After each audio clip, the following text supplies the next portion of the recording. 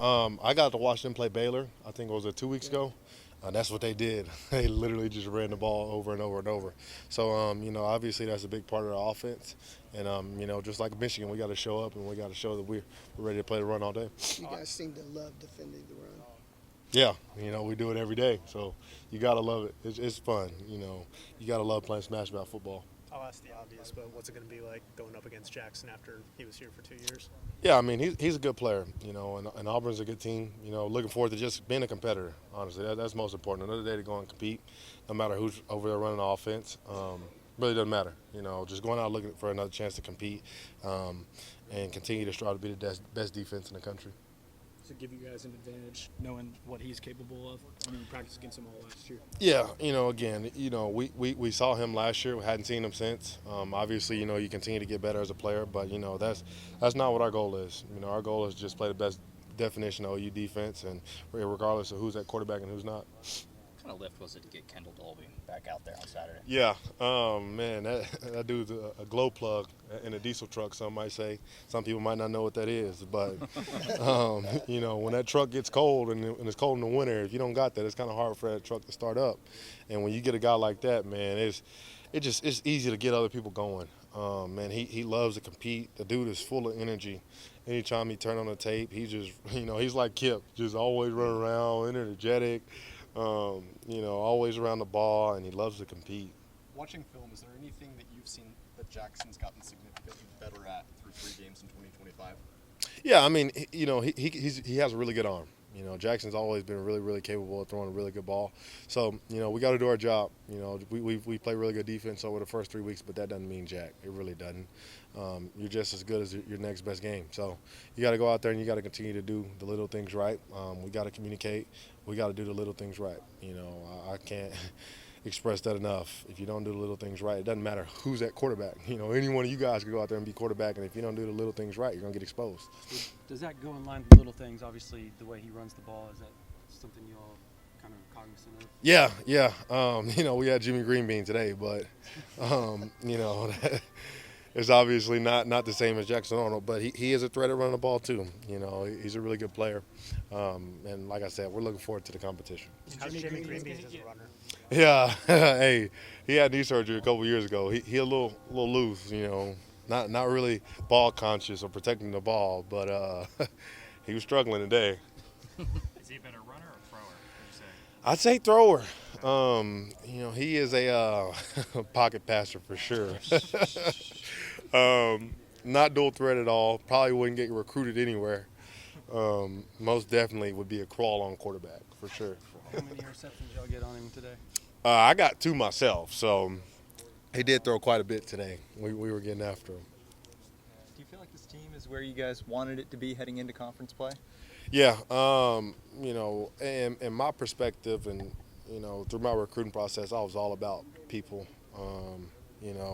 I can't reiterate that enough, man. This world is so transactional, and the group that is in this defensive room, man, it's special. It really is. Everybody is happy and excited for anybody who goes in the game, and they always want to see somebody do good and do great. And when you have people like that in a room, it's so easy to be good because everybody's celebrating each other. And you don't see that everywhere. You just don't. It's always about me somewhere else. And that's not the case here. It truly isn't. Anytime anybody goes in the game, I mean, if you just watch the sideline, you'll truly see that everybody's excited, man. They're always celebrating somebody else's success. And when you have that, man, you really will and really can be really good. Kobie, I know it's a different position group, but the defensive line through the first 3 weeks, just the depth, the way they played, what has stood out to you just about that? Yeah. I told you guys, before the season started, I believe that we had the best in the country. But that just goes to show the leaders in that room, man. Grayson, Dom, R. Mason, enough people don't talk about Marvin Jones. Man, to me, they don't. He plays really good football, and he does the little things right. So, man, it's exciting to see. Like I said, we are so far from being really elite. We're just good right now. And, so that's the exciting thing for me. We hadn't got any turnovers, and there's so much more room to grow. Do you think Grayson should have caught that? Oh, my God. Don't get me started, dude. I think Eddie could have went out there and caught that ball. I mean, They called me sure hands back there. yeah, I think you could have got it, man. I mean, he completely blew a tire. I mean, It is. done that a couple times. Yeah, I mean that's embarrassing to say the least, but that should have definitely been a pick six. Has he spent any time on the judge machine today? He caught it today, actually. Believe it or not, he caught the ball today. He was one of Jimmy Greenbean's picks, so he did get it back today. With our Mason and that targeting call, has he said anything to you guys, like just ahead of this game, knowing that he's probably going to miss that first half, or have you guys had a message for him? Yeah.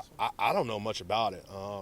I'd probably have to wait to hear about it because I don't even know the process behind targeting or anything. So, it's just as much news to me as it is to you guys. I absolutely have no idea. So, I'm gonna have to wait to find out myself. You said you guys aren't quite elite yet, at least in your mind. I know you brought up needing turnovers, cause more of those, but just overall, what do you think will go to you guys being elite in your mind? Yeah, man, just to continue to stack on what we're doing. Obviously not get lackadaisical in the little things. You're going to hear me say that a lot because that's all that it is.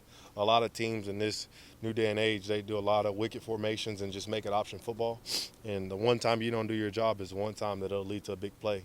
So, everybody communicating, over-communicating, and just doing the little things right. Man, like I said, the turnovers will come. They really will. You just continue to do your job. I mean, we truly had an opportunity to have two on Saturday. So, and who knows how many other times before that. Versus Michigan, RJ could have easily turned around and played the ball and, got a pick there. But he was tired and, those are just little things, like little things. You don't got to be Superman, get a sub out, something like that. Simple. So there's a lot of room to grow, though. I will tell you that. Kobie, what have you seen from Mike Boganowski, and what's film like when he has the plays where he hits one of you guys as opposed to the other team? Yeah, I think Toby Rowland called him Bam Bam. Does that sound right? Yeah, that's his new nickname right there. Man, just fearless. He loves to be around the ball. That's another guy. If you go turn on the tape, if you didn't hit the dude with the ball, I feel bad for you. You better hope you get him down because if you don't, you probably getting hit too.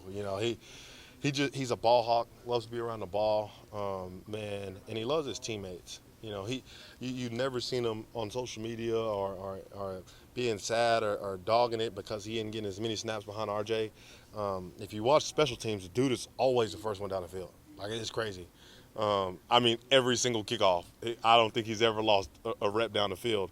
And, I know Saturday you guys will probably be looking for that, but I'm telling you, the dude is always just hair on fire running down the field and just looking to make a play. That's all he's trying to do. Loves the game. I know you told us back in the preseason that before the start of fall camp, you told Sammy, you challenged him to come take your job. Yeah. Just what have you seen from him through these first 3 games and this start he's gotten out to? Yeah, growth. That's what that means. Sammy, if you want this, inevitably you'll make me and yourself better. And that's what he's done. When he comes in, there isn't a fall off. And I told him that so he has the mindset to know, man, at any point in time, I can get hurt and you can be the starter. That goes to show, he took that as a challenge and he accepted it and it's going to show for him. He's played really good football when he's come in and he's made the right plays when he's come in and he's done the right things.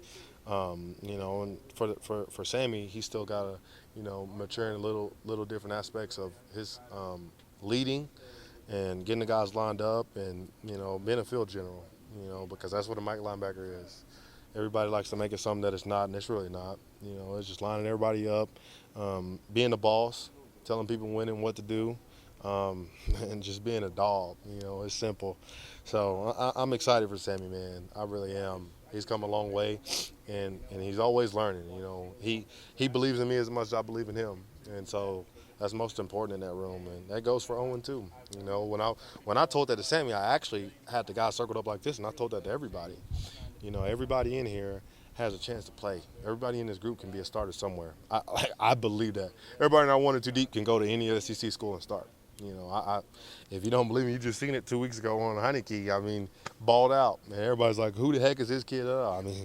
Just balling. And so that just goes to show the guys that you have around you, man. You'll eventually just take after them and you'll learn good habits from them. So. Obviously, you're not going to see them every play being your position at the linebacker, but wide receivers for Auburn are pretty deep, pretty talented. Yeah. Can you talk a little bit about them? Yeah, I know they got a guy named Cam Coleman. Does that sound right?